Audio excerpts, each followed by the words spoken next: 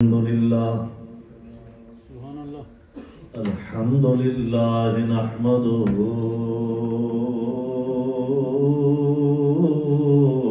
ونستعينه ونستغفره ونؤمن به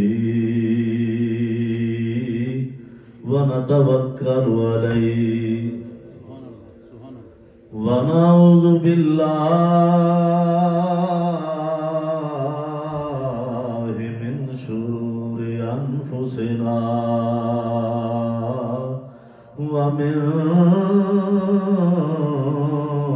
سيئات أعمالنا من يهده الله فلا مضل له ومن يضلله فلا هادي له أما بعد فأعوذ بالله من الشيطان الرجيم بسم الله الرحمن الرحيم وأوحى ربك إلى النحل صدق الله العظيم وصدق رسوله النبي الكريم الأمين إن الله وملائكته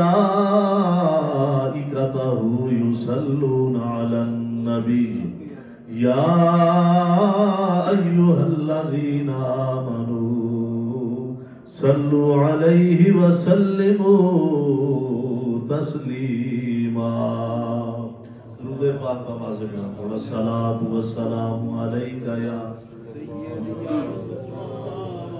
جب آیت پاک پڑھی جائے درود شریف والی تے ایک باری درود شریف پڑھنا ہر مسلمان تے فرض ہو جاتا ہے اس واسطے درود شریف بلند آواز میں ادھر میرے سامنے میں مہمان ہوں میری گل بن جائے گی سامنے الصلاۃ والسلام علیک یا سیدی یا رسول اللہ وعلى آلك وأصحابك يا سيدي يا حبيب اللہ. اللہ رب العزت کی حمد و ثنا کے بعد لا تعداد مرتبہ ہدیہ درود و سلام آقا نامدار مدنی تاجدار حضور سیدنا احمد مجتبی محمد مصطفیٰ صلی اللہ علیہ وآلہ وسلم کی بارگاہ عرش پناہ میں پیش کرنے کے بعد آج کا یہ مقدس اور بابرکت جمعہ شریف کا اجتماع مسجد الکرم ایمسٹرڈیم میں انعقاد پذیر ہے. دعا ہے اللہ رب العزت ہم سب کی حاضری کو قبول و منظور فرمائے. محترم جناب عزت مآب چودھری مختار صاحب آپ تشریف فرما ہیں اور جس طرح قبلہ قاری شاہد صاحب نے میرا تعارف کروایا اور علم کے حوالے سے بات کی تو میں اپنی جو آیہ کریمہ تلاوت کی ہے اس کی گفتگو شروع کرنے سے پہلے صرف یہ عرض کرنا چاہوں گا کہ تیری نسبت سے مجھے اہل جہاں جانتے ہیں ورنہ یہ لوگ میرا نام کہاں جانتے ہیں. کہ یہ جو جتنی پہچان ہے جو بھی ہے یہ علم کی وجہ سے نہیں ہے تاجدار مدینہ کے کرم کی وجہ سے. حضور شیخ الکل سیدنا غوث اعظم رضی اللہ تعالیٰ عنہ جا رہے تھے تو شیطان حملہ آور ہوا ایک نور کی شکل میں لائٹ کی شکل میں. وہ آ کے کہتا ہے کہ عبد القادر میں تیرا رب بول رہا ہوں اور آج کے بعد تجھ سے کسی بھی عمل کی پوچھ گچھ نہیں ہوگی تو جو مرضی کر تجھے آزادی. حضور غوث پاک نے مراقبہ کیا اور سوچا کہ یہ حکم تو اللہ رب العزت نے نبی کریم صلی اللہ علیہ وآلہ وسلم کے لیے بھی نہیں فرمایا. وہ بھی ساری ساری رات کھڑے ہو کے اللہ کی عبادت کرتے تھے تو یہ کوئی شیطانی حملہ ہو سکتا ہے. آپ نے اسی وقت پڑھا ولا حول ولا قوت الا باللہ العلی العظیم. وہ دفع ہو گیا دور ہو گیا. تھوڑا سا آگے گئے تو اس نے پھر حملہ کیا. آ کے کہتا ہے کہ عبد القادر آج تیرے علم نے تجھے بچا لیا. اگر تیرے پاس علم نہ ہوتا تو میں تجھے گمراہ کر دیتا. آپ نے فرمایا بدبخت پھر گمراہ کر رہا ہے. مجھے میرے علم نے نہیں، مجھے اللہ کے فضل نے بچایا. تو یہ علم کی بات نہیں ہے، یہ اللہ کے فضل کی بات ہے۔ بات کی سمجھ آ رہی ہے نا؟ کیونکہ وقت کم ہے، میں نے جو آیت کریمہ پڑھی اس پر چلتے ہیں۔ اللہ رب العزت نے قرآن پاک میں ارشاد فرمایا سورہ النحل میں، نحل کہتے ہیں شہد کی مکھی کو۔ کس کو کہتے ہیں؟ سارے بولیے۔ شہد کی مکھی کو عربی زبان میں نحل کہتے ہیں، انگلش میں بی کہتے ہیں۔ اللہ رب العزت فرماتا ہے آقا علیہ الصلوۃ والسلام سے مخاطب ہو کے وَأَوْحَى رَبُّكَ إِلَى النَّحْلِ، اے حبیب آپ کے رب نے شہد کی مکھی کی طرف وحی فرمائی۔ سب کہیے سبحان اللہ۔ شہد کی مکھی کی طرف وحی فرمائی۔ اب کوئی بھی تفسیر کی کتاب آپ اٹھا لیں، اس کا جو پریمبل ہوتا ہے، جو مقدمہ ہوتا ہے، سب سے پہلے لکھا ہوتا، ہر تفسیر کی کتاب میں پہلے وحی کی اقسام لکھی ہوتی ہیں کہ وحی کی کون کون سی اقسام ہے۔ اس میں یہ لکھ، آپ بے شک پیر محمد کرم شاہ صاحب الازہری رحمۃ اللہ علیہ کی تفسیر ضیاء القرآن اٹھا کے دیکھ لیں، اس کے بھی ابتدائیہ میں یہ کلمات لکھے ہوئے ہیں کہ وحی کی سب سے اعلیٰ قسم یہ ہے کہ جبریل اللہ کا پیغام لے کے کسی نبی اور رسول کی طرف آئے، یہ وحی کی سب سے اعلیٰ قسم ہے۔ اس کے بعد آقا علیہ الصلوۃ والسلام فرماتے ہیں کہ بعض اوقات میرے اوپر وحی کا نزول اس طرح ہوتا، مجھے یوں محسوس ہوتا کہ جیسے گھنٹی کے بجنے کی آواز آ رہی ہے، قصلصلۃ الجرس، کہ گھنٹی کے بجنے کی آواز آ رہی ہے۔ پھر سرکار فرماتے ہیں بعض اوقات مجھے یوں محسوس ہوتا کہ جیسے مکھی کی بنبناہٹ کی آواز ہے۔ یہ تو اللہ کے نبی کا کمال ہے نا کہ بظاہر تو گھنٹی کے بجنے کی آواز آئے، بظاہر تو مکھی کی بنبناہٹ کی آواز آئے، لیکن اللہ کے رسول کے علم میں ہو کہ اس میں کون سے احکامات نازل ہو رہے ہیں۔ یہ اللہ کے رسول کا کمال ہے۔ پھر اس میں اللہ رب العزت اور بھی ارشاد فرماتا ہے کہ درخت کے پیچھے سے حضرت موسیٰ علیہ السلام کو آواز آئی، انی انا اللہ رب العالمین، کہ موسیٰ درخت کے پیچھے سے جو تجھے آواز آ رہی ہے یہ میں تیرا رب سارے جہانوں کا پالنے والا کلام کر رہا ہوں۔ پھر اللہ رب العزت نے ارشاد فرمایا وَمَا كَانَ لِبَشَرٍ أَن يُكَلِّمَهُ اللَّهُ إِلَّا وَحْيًا أَوْ يُرْسِلَ رَسُولًا أَوْ مِن وَرَاءِ حِجَابٍ أَوْ يُرْسِلَ رَسُولًا۔ اللہ رب العزت فرماتا ہے کہ انسان کی یہ مجال نہیں ہے اور اللہ کی یہ شان نہیں ہے کہ کسی بشر سے براہ راست کلام کرے۔ اللہ فرماتا ہے یا تو میں فرشتے کے ذریعے سے کلام کرتا ہوں یا درخت کے پیچھے اور پردے کے پیچھے سے میں کلام کرتا ہوں، یہ اللہ کی شان ہے اور یہ ساری وحی کی اقسام ہے۔ اور سب سے اعلیٰ قسم وہ ہے جو جبریل امین اللہ کا کلام لے کے کسی نبی اور رسول کی طرف آئے۔ اب ایک لمحے کے لیے آپ کو غار حرا کی طرف لیے چلتا ہوں۔ جب غار حرا میں آپ کے اور میرے کریم آقا تشریف فرما ہے، جبریل امین آتے ہیں، آ کے عرض کرتے ہیں آقا علیہ الصلوۃ والسلام سے اقرا، پڑھیے۔ کیا عرض کیا؟ بولیے اقرا۔ کیا کہا؟ اقرا۔ آگے سے آقا علیہ الصلوۃ والسلام کیا فرماتے ہیں؟ وما انا بقاری۔ اب عام لوگوں نے جو ترجمہ کیا، یار لوگوں نے، وہ یہ کیا کہ سرکار نے فرمایا کہ جبریل نہیں، میں تو پڑھا ہوا ہی نہیں ہوں، میں تو کسی مدرسے میں نہیں گیا، میں تو کسی سکول میں نہیں گیا، میرے تو علم میں نہیں، میں کیسے پڑھ سکتا ہوں؟ اب دیکھیے کہ میں نے جہاں تک قرآن و حدیث کا مطالعہ کیا ہے میں اس کے مطابق بات کروں گا۔ میں نے کہیں پہ یہ نہیں پڑھا کہ جبریل امین آیا ہو، اس کے پاس کوئی کاغذ کا ٹکڑا ہو یا کوئی بلیک بورڈ ہو، اس کے اوپر اس نے کوئی چیز لکھی ہو اور آقا علیہ الصلوۃ والسلام کے سامنے کی ہو اور کہا ہو کہ یا رسول اللہ اقرا، اس سے دیکھ کے پڑھیے۔ تو آقا علیہ الصلوۃ والسلام نے فرمایا ہو کہ جبریل میں تو پڑھا ہوا نہیں ہوں، جو ہم نے پڑھا ہے there was not something written on the paper، paper اور کاغذ کے اوپر کوئی چیز نہیں لکھی ہوئی تھی، صرف آ کے کہتا ہے اقرا۔ اب دیکھیے کہ ہمارے جو بچے ہیں گھروں کے 3 سال کے 4 سال کے، ہماری باجیوں اور بیٹیوں کے نام اقرا ہوتے ہیں۔ آپ کسی بچے سے کہیں 3-4 سال کے بچے سے کہ کہو اقرا، وہ کہہ دے گا یا نہیں؟ بولیے نا، کہہ سکتا ہے کہ نہیں اقرا؟ وہ یہ تو نہیں میں تو ابھی سکول ہی نہیں گیا، مجھے کیا پتا کہ اقرا کیسے کہتے ہیں۔ جب کسی 3 سال 4 سال کے بچے کو آپ کہیں اقرا تو وہ بھی اقرا کہہ دے گا۔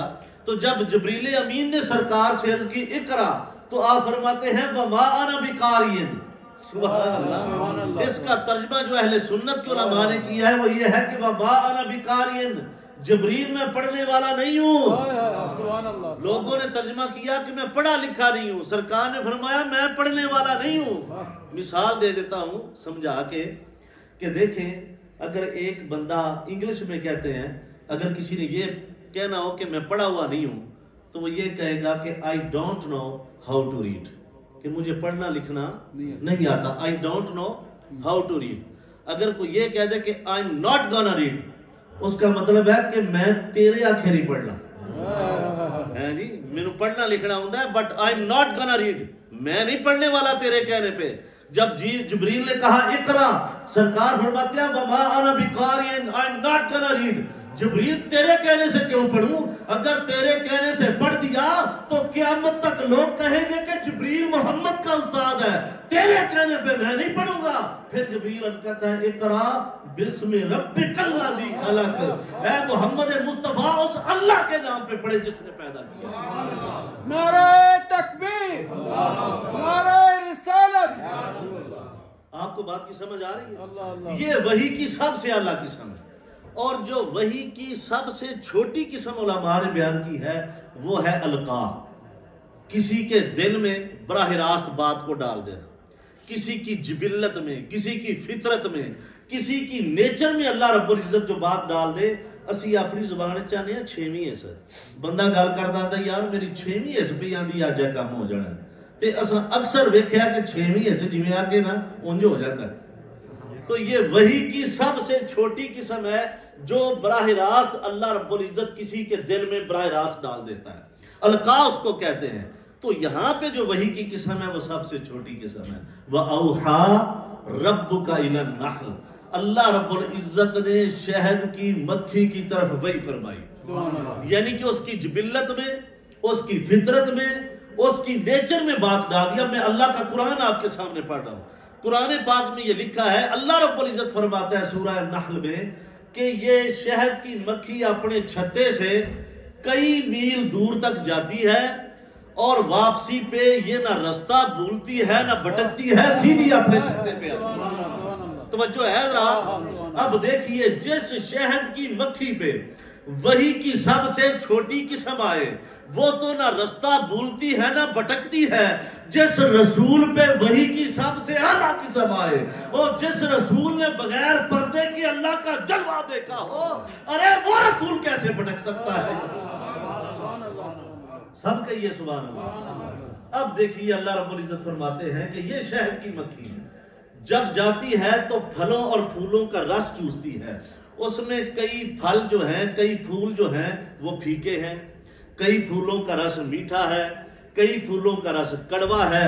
وہ پھیکے میٹھے کڑوے پھولوں کا جب رس چوستی ہے لیکن جب اس کے جسم سے باہر نکلتا ہے اللہ فرماتا ہے وَمَا هُوَ شِفَاءٌ لِلنَّاسِ، اس میں لوگوں کے لیے شفا ہے، شہد بن کے نکلتا ہے. یہ اس کی خوبی ہے جس کے اوپر وحی کی سب سے چھوٹی قسم آئے. اب بخاری مسلم کی درجنوں حدیثیں بھری پڑی ہیں کہ آپ کے اور میرے کریم آپ کا جب کھانا تناول فرماتے تو کھانے میں خوشبو کم ہوتی تھی، جب وہ کھانا آپ کے جسم اطہر سے خارج ہوتا تو اس کی خوشبو بڑھ جایا کرتی. سبحان اللہ. سارے آپ نا میرے بھی مزہ آوے. میں مردوں کا خطیب نہیں ہوں، زندوں کا خطیب. مجھے پتا چلے کہ آپ سننے والے ہیں، زندہ لوگ سامنے بیٹھے ہیں. اب جو آخری بات میں اس حوالے سے عرض کرنا چاہتا ہوں اس کے لیے آپ اپنے دل کو کھول وسعت قلبی سے، ایمان کی تازگی سے سنیں گے تو اس کی سمجھ آئے گی. اب علماء فرماتے ہیں کہ یہ جو شہد کی مکھی کے اندر کمالات ہیں، یہ جو اللہ رب العزت نے فرمایا وَأَوْحَا رَبُّكَ إِلَى النَّحْلِ، میں نے شہد کی مکھی کی طرف وحی فرمائی ہے. علماء فرماتے ہیں یہ جو آج کل شہد کی مکھیاں ہمارے پاس موجود ہیں نا، یہ آج کل کی ہر مکھی پہ وحی نہیں اترتی. آج کل کی ہر مکھی کے اوپر اللہ رب العزت اس کے دل میں براہ راست بات نہیں ڈالتا. کتابوں میں لکھا ہے کہ جو سب سے پہلے اللہ رب العزت نے شہد کی مکھی بنائی تھی، اس مکھی کی نانیوں دادیوں پردادیوں سب سے پہلی ہزاروں سال پہلے جب شہد کی مکھی بنائی تو اس مکھی کے دل پہ اللہ رب العزت نے القاء فرما دیا، اس کے اوپر وحی نازل فرمائی. اب ہوا یوں کہ اس کے اوپر جب وحی نازل فرمائی، آج کی شہد کی مکھی کی نانیوں دادیوں پردادیوں ہزاروں سال پہلے جو مکھی بنائی اس کے اوپر وہی نازل ہوئی، وہی کی سب سے چھوٹی قسم نازل ہوئی. اور آج ہزاروں سال گزرنے کے بعد، اللہ اکبر، آج ہزاروں سال گزرنے کے بعد اس شہد کی مکھی کی آج کی اولاد میں وہ تاثیر باقی ہے. ہائے ہائے، آج کی مکھی میں وہ اولاد، اس کی اولاد کی تاثیر آج کی مکھی میں باقی ہے. ارے لوگوں، جس شہد کی مکھی میں وہی کی سب سے چھوٹی قسم نازل ہو، اس کی اولاد میں آج تاثیر باقی ہے. جس محمد نے، جس کے اوپر وہی کی سب سے اعلیٰ قسم آئی ہو، جس محمد نے بغیر پردے کے اللہ کا جلوہ دیکھا ہو، اس محمد کی اولاد میں وہ تاثیر باقی کیوں نہیں؟ آج اس محمد مصطفیٰ کی اولاد میں وہ تاثیر کیوں نہیں ہے؟ آج لوگ کہتے ہیں نہیں سارے ایک جیسے ہیں، سادات میں، آل رسول میں اور ہم میں کیا فرق ہے جی؟ سارے ایک جیسے ہیں جی. اگر ہمارے اوپر 4 رکعت نماز فرض ہے ظہر کی، تو سادات کے اوپر کتنی فرض ہے؟ 4. اگر فجر کی 2 آپ پڑھتے ہیں تو سادات کتنی پڑھتے ہیں؟ 2 پڑھتے ہیں. اگر آپ کے اوپر حج فرض ہے تو سادات کے اوپر بھی فرض ہے. اگر آپ زکوٰۃ دیتے ہیں تو سادات کے اوپر بھی فرض ہے جی. نمازیں بھی ایک جتنی ہیں، ارکان اسلام بھی ایک جتنے ہیں، تو سادات کیا ہوئے؟ آل رسول کیا ہوئے؟ کیا فرق ہے نبی کی اولاد میں اور ہم میں؟ میں کہتا ہوں فرق یہ ہے کہ تیرے اوپر صدقہ حلال ہے، نبی کی اولاد کے اوپر آج بھی صدقہ ہے. یہ حلال اور حرام کا فرق ہے، یہ کوئی چھوٹا فرق نہیں ہے. اور یہ مکروہ کی بات بھی نہیں ہے جس میں مکروہ تنزیہی اور تحریمی کی بات میں چھیڑ دوں. یہ حلال اور حرام کا فرق ہے. حضرت صاحب، مولوی صاحب، اگر آپ صاحب استطاعت ہوتے ہوئے بھی اللہ نے رزق کی فراوانی بھی عطا کی ہو، اس کے باوجود بھی صدقہ کھا لیں تو آپ کے اوپر حرام نہیں ہے، آپ کے اوپر حلال ہے. نبی کی اولاد تڑپتی ہوئی مر جائے، نبی کی اولاد سید جو ہے وہ جیسا بھی ہو، اس کے اوپر صدقہ آج بھی اللہ نے حرام کرا. یہ چھوٹا فرق سمجھتے ہیں آپ جی؟ محرم کے ایام میں چھوڑیں جی، سب برابر ہیں. بات کرنے کا کیا فائدہ، ذکر کرنے کا کیا فائدہ؟ اللہ کے بندو، حضور کی اولاد وہ ہے. آئیے میں آپ کو حدیث پاک سناتا ہوں. سبحان اللہ کہیے ذرا. مدینے کا شہر ہے، رحمت کی لہر ہے، مدینے کی گلیاں ہیں، گلاب کی کلیاں ہیں، مصری کی ڈلیاں ہیں، مسجد نبوی کا ماحول ہے، منبر لگا ہوا ہے، آپ کے میرے کریم آقا منبر پہ جلوہ گر ہے، آسمان نبوت کے ستارے میرے نبی کے صحابہ سامنے بیٹھے ہوئے ہیں. اب یہ بات ذہن نشین رکھیے کہ قرآن کی ہر آیت الحمد کی الف سے لے کے والناس کی سین تک قیامت تک کے لیے آنے والے مسلمانوں کے لیے حجت ہے. میرے نبی کی ہر حدیث قیامت تک آنے والے ہر مسلمان کے لیے حجت ہے. لیکن یہ بتائیے، جب قرآن کا نزول ہو رہا تھا، جب میرے آقا حدیثیں پڑھ پڑھ کے سنا رہے تھے، سامنے آپ بیٹھے تھے؟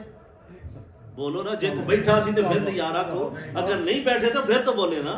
سامنے آپ لوگ بیٹھے تھے، میں بیٹھا تھا، کوئی چودھری صاحب، کوئی پیر صاحب، کوئی شیخ الحدیث، شیخ التفسیر، یہ بیٹھے تھے؟ نہیں. جو سامنے ہستی تھی نا، ان میں تاجدار صداقت، یار غار مصطفیٰ، زینت دربار مصطفیٰ، امیر المومنین، امام المتقین، سیدنا ابو بکر صدیق رضی اللہ عنہ، یہ سامنے جلوہ فرما ہے.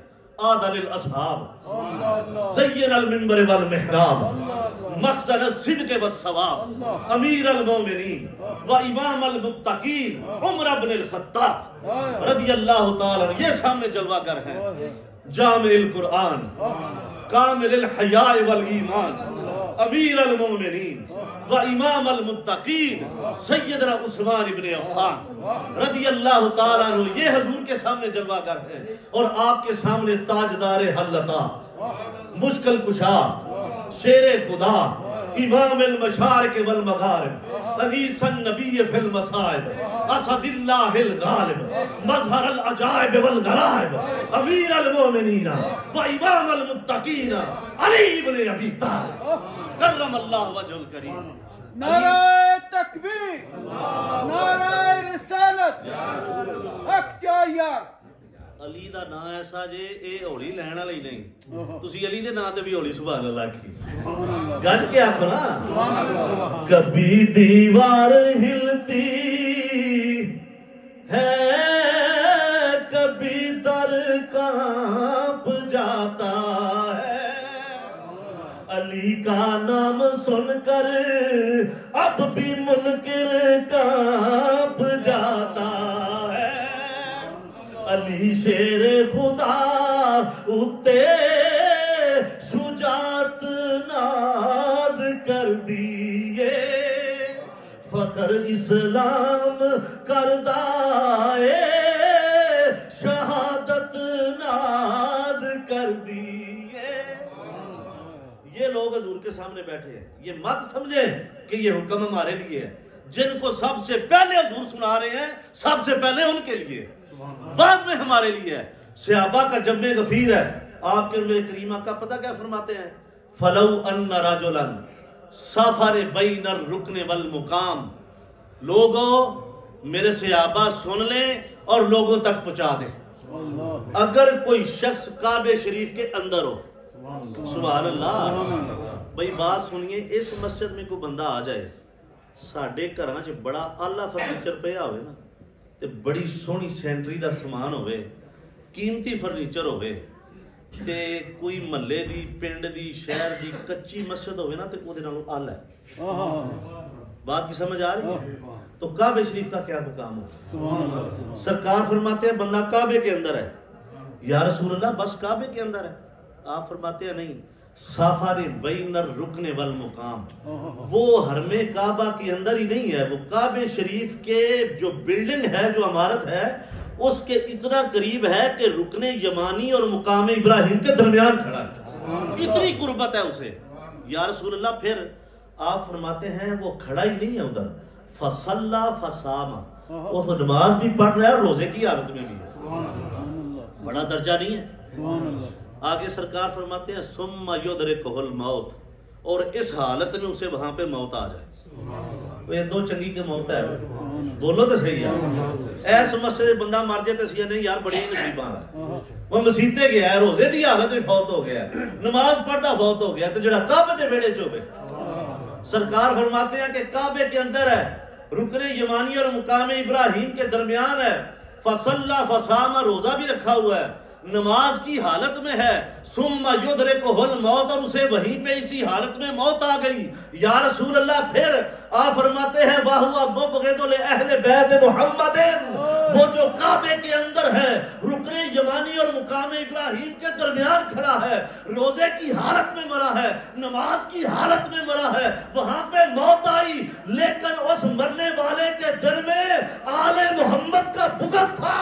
میرے اور کریم آقا فرماتے ہیں فَدَخَلَ النَّارِ، اسے کعبے کی عظمت نہیں بچا سکتی، اسے کعبے کی قربت نہیں بچا سکتی، اسے اس کا نمازی ہونا نہیں بچا سکتا، اس کا روزے دار ہونا نہیں بچا سکتا۔ اگر محمد کی آل کا بغض لے کے مرا، سرکار فرماتے ہیں سیدھا دوزخ کے اندر جائے گا۔ یہ کوئی معمولی بات نہیں ہے۔ حضور علیہ السلام کی اہل بیت اطہار، آج 10 محرم الحرام ہے اور جمعہ شریف کا دن ہے، جب واقعہ کربلا رونما ہوا ہے تب بھی 10 محرم اور جمعہ شریف کا دن تھا، اور آج بھی جمعہ شریف کا دن ہے۔ یہ حضور کی آل کے اوپر جو ظلم ہوا، اٹھائیں بخاری شریف، سرکار فرماتے ہیں جو مدینہ شریف کے درخت کاٹے، جو مدینہ شریف کے، سارے بولو ذرا، میں تو مسئلہ سمجھانا چاہتا، جو مدینہ شریف کے، بخاری شریف کی حدیث ہے، جو مدینہ پاک کے درخت کاٹے، اس میں فتنہ بپا کرے اور مدینہ شریف کے درخت کاٹے، آپ کے اور میرے کریم آقا فرماتے ہیں فَلَانَةُ اللَّهِ عَلَيْهِ وَمَلَائِكَتِهِ وَالنَّاسِ أَجْمَعِينَ، جو مدینہ شریف کے درخت کاٹے اس پہ اللہ کی لعنت ہے، اس کے اوپر کل فرشتوں کی لعنت ہے، اس کے اوپر کل کائنات کے انسانوں کی لعنت ہے، اور مدینہ شریف کے درخت کاٹنے والوں پہ تو اللہ کی بھی لعنت ہو، کل فرشتوں کی لعنت ہو، ساری کائنات کے انسانوں کی لعنت ہو۔ جو علی اصغر کا گلا کاٹے، جو عباس کے بازو قلم کرے، جو 18 سال کے امام حسین کے جوان بیٹے شہزادہ علی اکبر کا گلا کاٹے، جو آن محمد کو تڑپائے، اس کے اوپر لعنت کیوں نہیں ہو سکتی؟ جو مدینے کے درخت کاٹے وہ تو لعنتی ہے، جو رسول کی اولاد کا گلا کاٹے وہ سب سے بڑا لعنتی ہے، اور جو اس کو لعنتی نہ سمجھے وہ بھی سب سے بڑا لعنتی ہے۔ بات کی سمجھ آ رہی ہے آپ کو؟ زبردست. مدینے کا درخت جو ہے وہ خون رسول تو نہیں ہے، وہ جان رسول تو نہیں ہے، وہ رسول کے جسم کا حصہ تو نہیں ہے، اس کو نسبت رسول کے شہر سے ہے۔ مدینے کے درخت کو نسبت کس سے ہے؟ بولو نا۔ ایتھے ہالینڈ وچ کوئی بندہ درخت لا دے نا ایویں بغیر وجہ تو لگ سمجھ جاتی، درخت کاٹ دے نا بندہ ایسے، جی ہم نے درخت کاٹ لیا، جی ضرورت تھی، میں نے میرے گھر کے سامنے تھا تو میں نے ایسے کر دیا، کاٹ دیا، تو اس کو پتہ چل جائے گا کہ درخت کاٹتے کیسے۔ آپ کو پتہ ہے کہ سمجھ آ رہی ہے میری بات کی؟ آپ ہالینڈ کا درخت کاٹے تو آپ کو لگ سمجھ آتی ہے، اور مدینہ شریف کے درخت کو نسبت ہے محمد مصطفیٰ پہ۔ مدینہ شہر کا ادب اس لیے ہے کہ حضور کا شہر، اونچا بولے ذرا سبحان اللہ۔ اس واسطے سیانے عرب شریف تو صدقے جائے،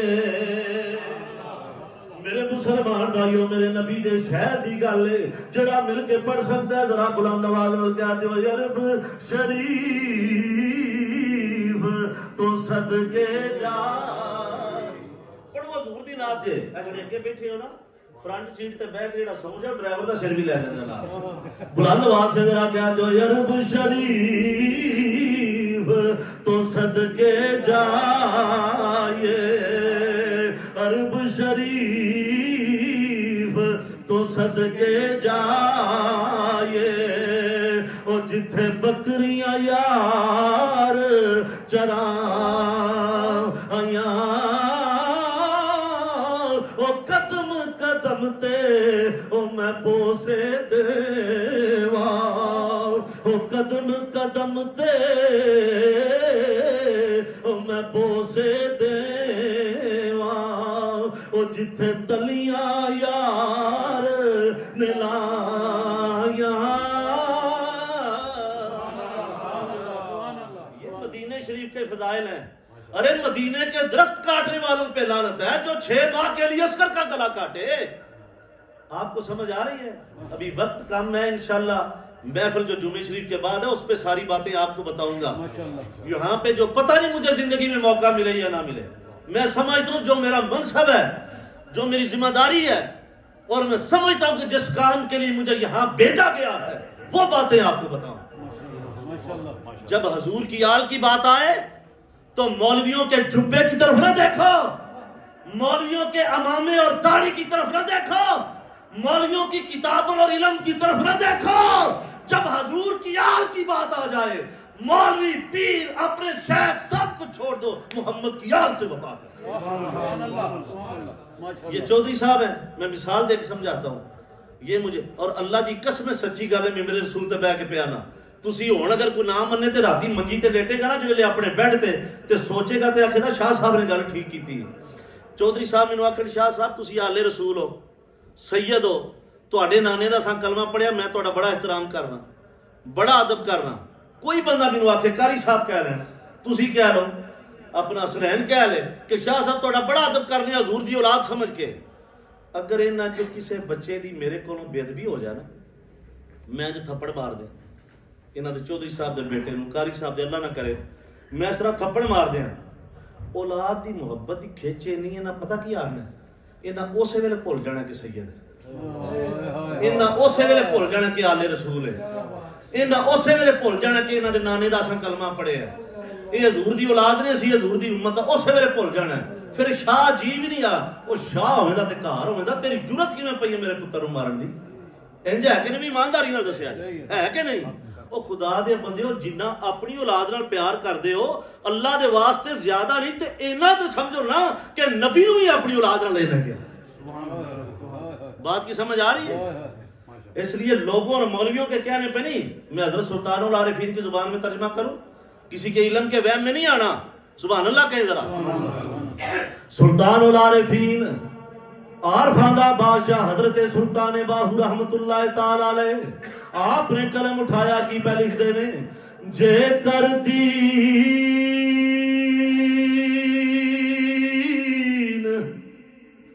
علم وچ ہوندا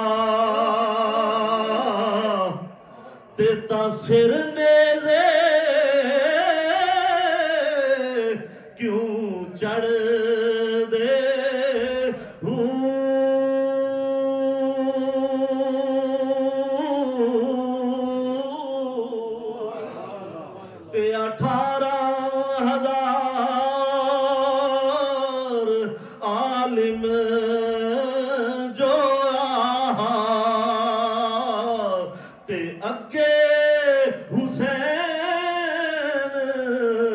تے مر دے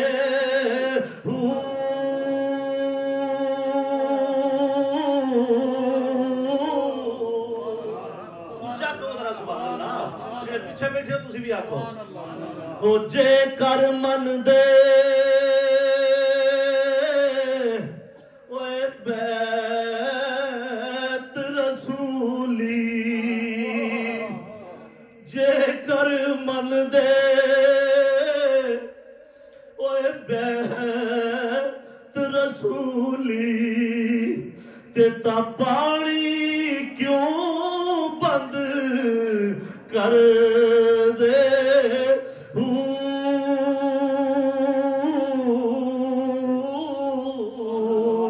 تے صادق دین اونا تاباہو جو سر قربانی کر دے